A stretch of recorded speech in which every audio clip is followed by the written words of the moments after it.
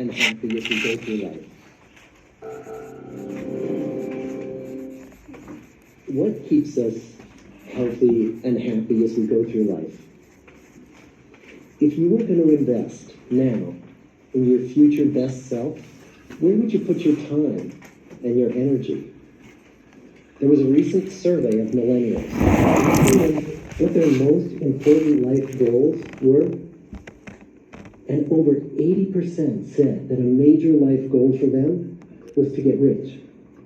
And another 50% of those same young adults said that another major life goal was to become famous.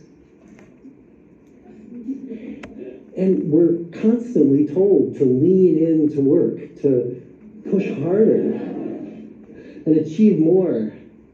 We're given the impression that these are the things that we need to go after in order to have a good life.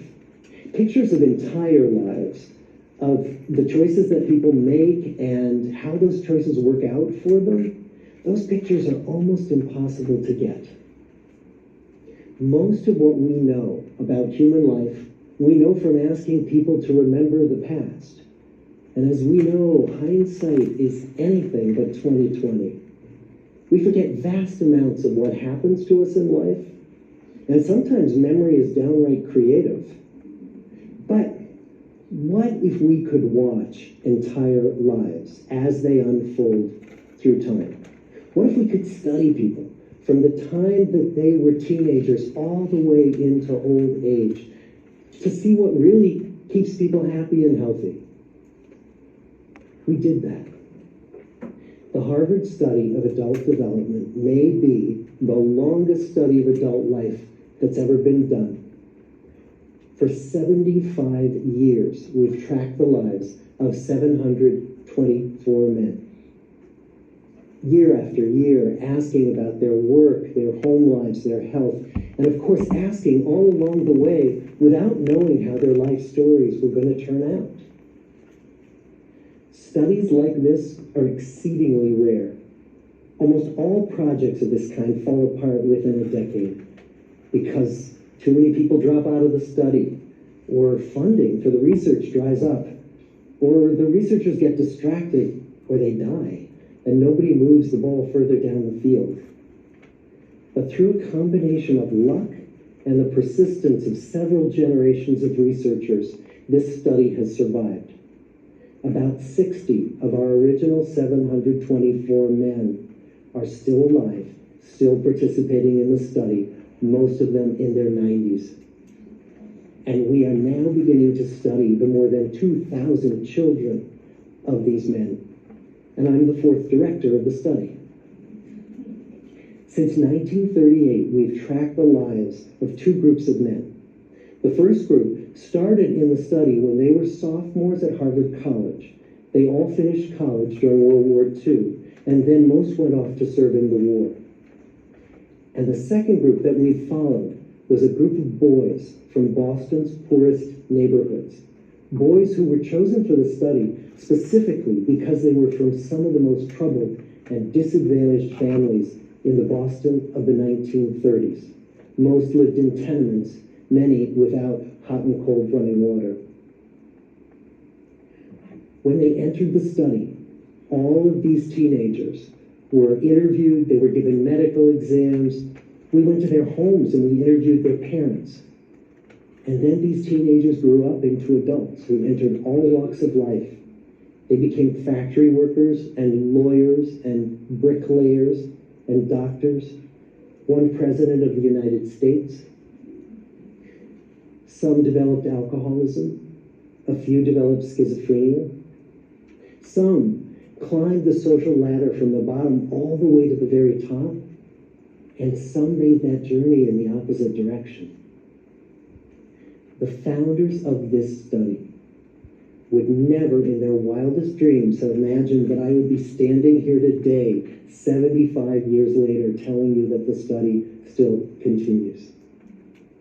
Every 2 years, our patient and dedicated research staff calls up our men and asks them if we can send them yet one more set of questions about their lives. Many of the inner city Boston men ask us, Why do you keep wanting to study me? My life just isn't that interesting. The Harvard men never asked that question.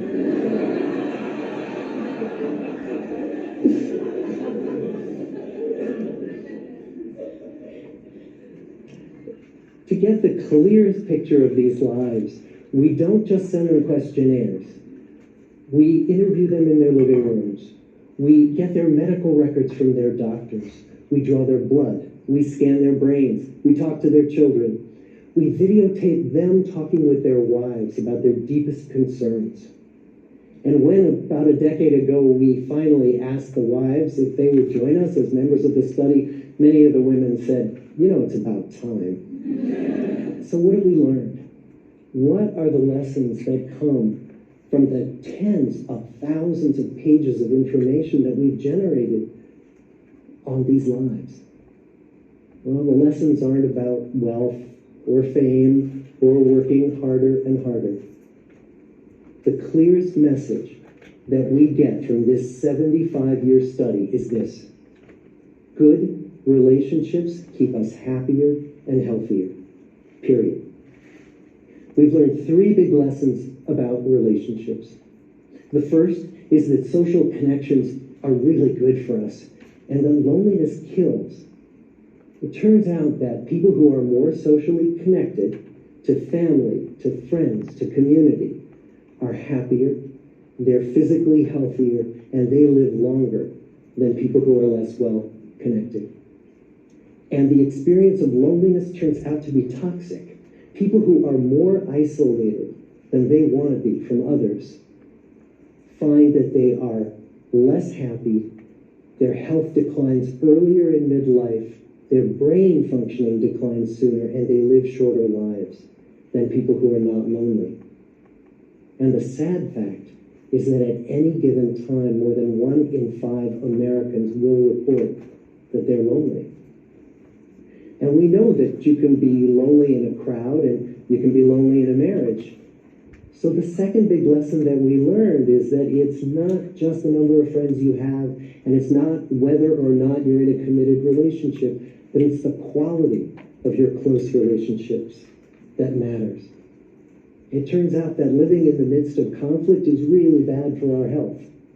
High conflict marriages, for example, without much affection, turn out to be very bad for our health, perhaps worse than getting divorced. And living in the midst of good, warm relationships is protective. Once we had followed our men all the way into their 80s, we wanted to look back at them at midlife and to see if we could predict who was going to grow into a happy, healthy octogenarian and who wasn't. And when we gathered together everything we knew about them at age 50, it wasn't their middle-aged cholesterol levels that predicted how they were going to grow old. It was how satisfied they were in their relationships. The people who were the most satisfied in their relationships at age 50 were the healthiest at age 80. And good, close relationships seem to buffer us from some of the slings and arrows of getting old. Our most happily partnered men and women reported in their 80s that on the days when they had more physical pain, their moods stayed just as happy. But the people who were in unhappy relationships, on the days when they reported more physical pain, it was magnified by more emotional pain. And the third big lesson that we learn about relationships and our health is that good relationships don't just protect our bodies, they protect our brains. It turns out that being in a securely attached relationship to another person in your 80s is protective. That the people who are in relationships where they really feel they can count on the other person in times of need, those people's memories stay sharper longer. And the people in relationships where they feel they really can't count on the other one, those are the people who experience earlier memory decline. And those good relationships, they don't have to be smooth all the time. Some of our octogenarian couples could bicker with each other day in and day out. But as long as they felt that they could really count on the other when the going got tough, those arguments didn't take a toll on their memories. So, this message that good, close relationships are good for our health and well-being. This is wisdom that's as old as the hills. Why is this so hard to get and so easy to ignore? Well, we're human. What we'd really like is a quick fix, something we can get that'll make our lives good and keep them that way. Relationships are messy and they're complicated, and the hard work of tending to family and friends, it's not sexy or glamorous. It's also lifelong. It never ends. The people in our 75-year study who were the happiest in retirement were the people who had actively worked to replace workmates with new playmates. Just like the millennials in that recent survey, many of our men, when they were starting out as young adults, really believed that fame and wealth and high achievement were what they needed to go after to have a good life. But over and over these 75 years, our study has shown that the people who fared the best were the people who leaned into relationships with family, with friends, with community. So what about you? Let's say you're 25, or you're 40, or you're 60. What might leaning into relationships even look like? Well, the possibilities are practically endless. It might be something as simple as replacing screen time with people time, or livening up a stale relationship by doing something new together, long walks or date nights, or reaching out to that family member who you haven't spoken to in years, because those all too common family feuds take a terrible toll on the people who hold the grudges.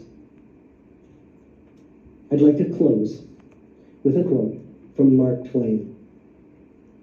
More than a century ago, he was looking back on his life, and he wrote this: "There isn't time, so brief is life, for bickerings, apologies, heartburnings, callings to account. There is only time for loving, and but an instant, so to speak, for that. The good life is built with good relationships." Thank you.